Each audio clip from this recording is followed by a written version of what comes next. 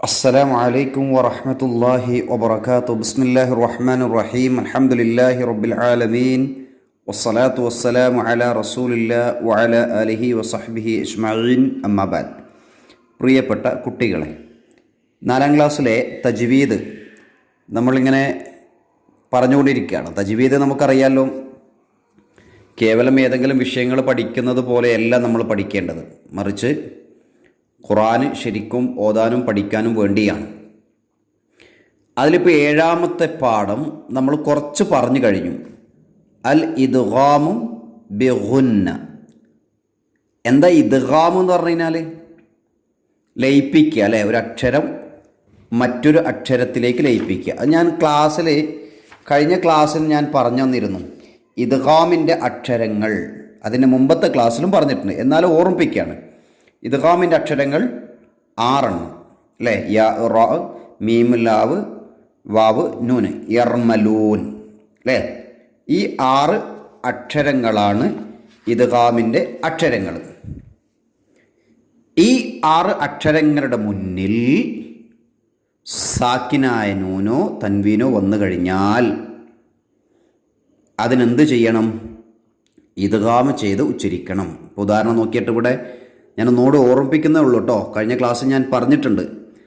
മയ്യഖൂലു മയ്യഖൂലു, അല്ലേ? സാക്കിനായ നൂൻ ഏതാ? കണ്ടില്ലേ? മൻ, കണ്ടില്ലേ?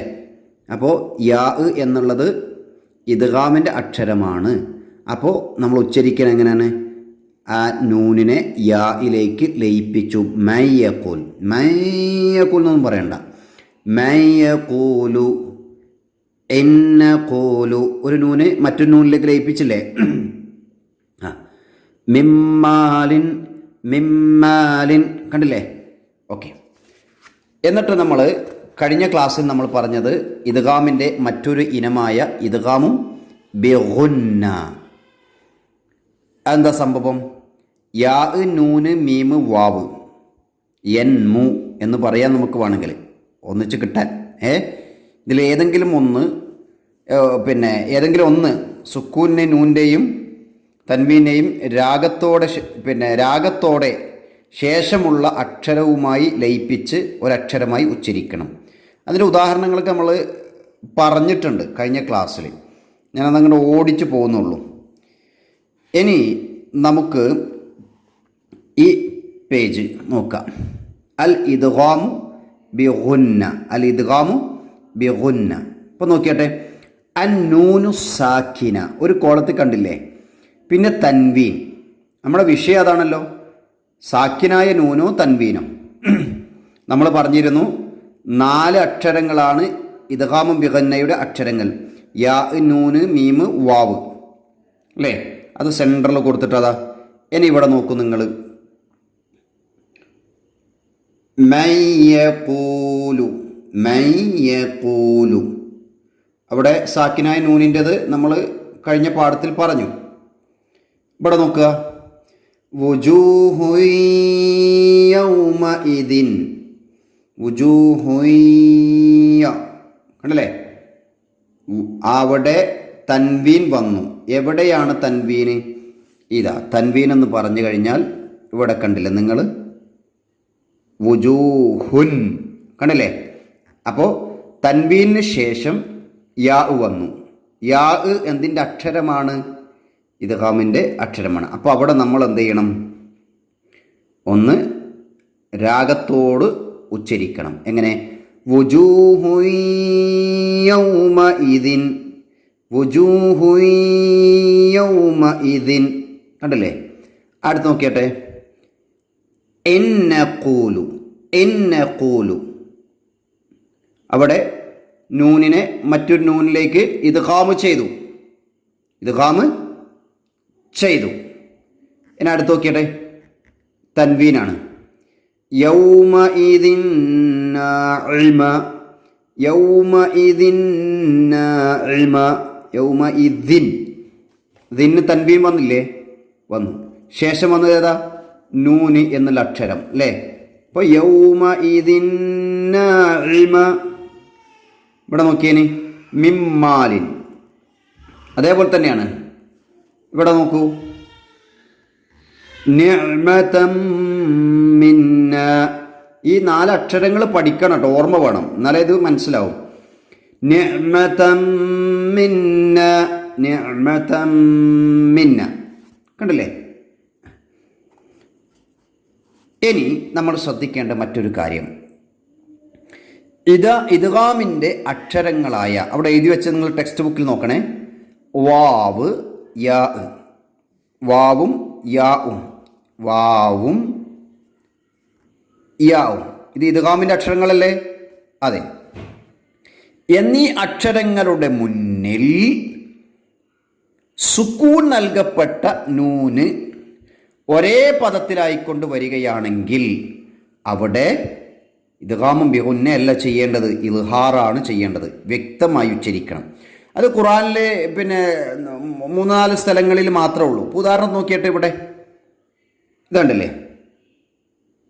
ബുൻയാനുൻ, സാക്കിനായി നൂനുണ്ടല്ലേ, ബുൻ, ശേഷം യാ വന്നു, ശേഷം യാ വന്നു.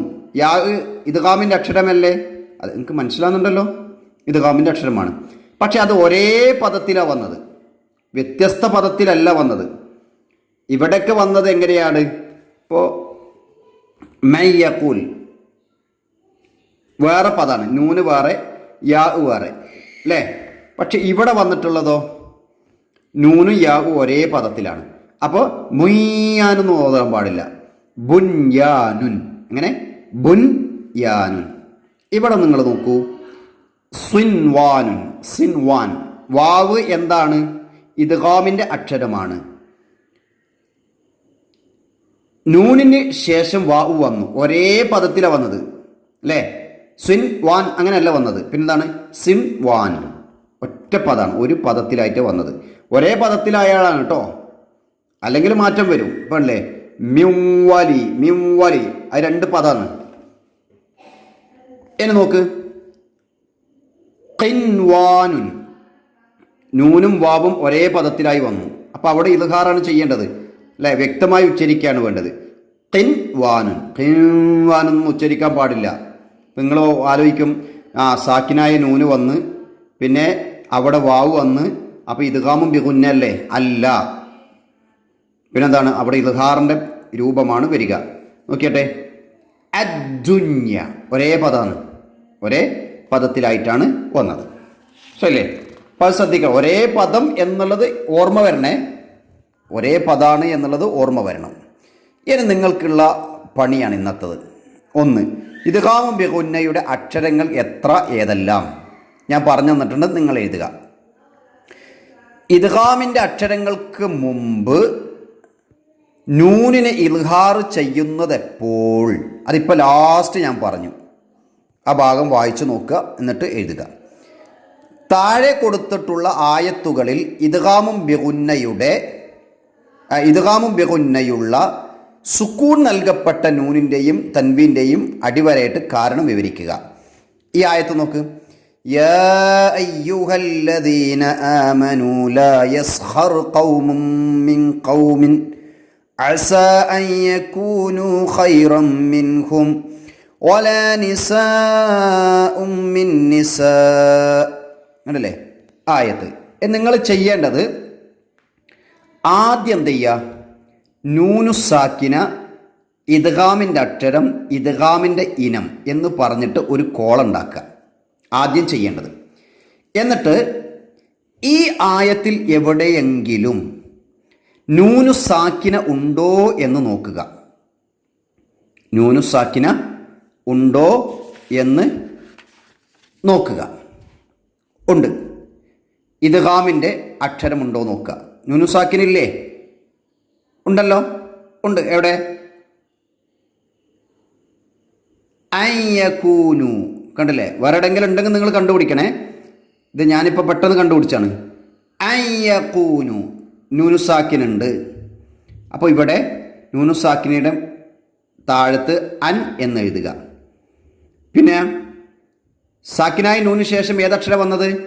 യാ അല്ലേ? യാ ആണ് വന്നത്. യാ ഏതിൻ്റെയാണ് അക്ഷരമാണ്? കണ്ടില്ലേ? ഇവിടെ കണ്ടില്ലേ? ഇദ്ഗാമും ബിഗുന്നയുടെ അക്ഷരമാണ്, ഇദ്ഗാമിൻ്റെ അക്ഷരമാണ്. അപ്പം എന്ത് ചെയ്യണം? യകൂനു എന്നുള്ളത് ഇദ്ഗാമിൻ്റെ അക്ഷരം ഏതാണോ? യാ ആണ്. അതവിടെ എഴുതുക. ഇദ്ഗാമിൻ്റെ ഇനം ഏതാണ്? ഇദ്ഗാമിൻ്റെ ഇനം ഇദ്ഗാമും ബിഗുന്ന. ഇദ്ഗാമും ബിഗുന്ന. മനസ്സിലല്ലേ? അപ്പോൾ അവിടെ എവിടെയൊക്കെയാണ് ഉള്ളത് അത് നിങ്ങൾ തിരഞ്ഞു പിടിക്കുക, എന്നിട്ട് എഴുതുക.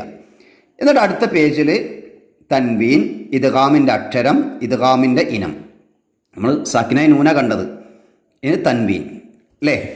തൻവീനാണ് കാണേണ്ടത്. അപ്പോൾ നമ്മളിങ്ങനെ തിരഞ്ഞു നോക്കുക. തൻവീൻ എവിടെ ഉള്ളത്? ഖൈറം മിൻഹുന്ന, ഖൈറം മിൻഹുന്ന. തൻവീൻ വന്നില്ല അവിടെ? വന്നു. ശേഷം ഏത് വന്നു? മീമ് വന്നു. നേരത്തെ മുകളിൽ എഴുതിയതുപോലെ നിങ്ങൾ എന്ത് ചെയ്യുക? അത് എഴുതുക. മനസ്സിലായില്ലേ? ആ രീതിയിൽ ഈ പാഠങ്ങൾ മനസ്സിലാക്കുക. മനസ്സിലായിട്ടില്ലെങ്കിൽ എന്തുണ്ടെങ്കിലും ചോദിക്കണം. അള്ളാഹു അനുഗ്രഹിക്കട്ടെ. അസ്സലാമു അലൈക്കും വറഹ്മത്തുള്ളാഹി.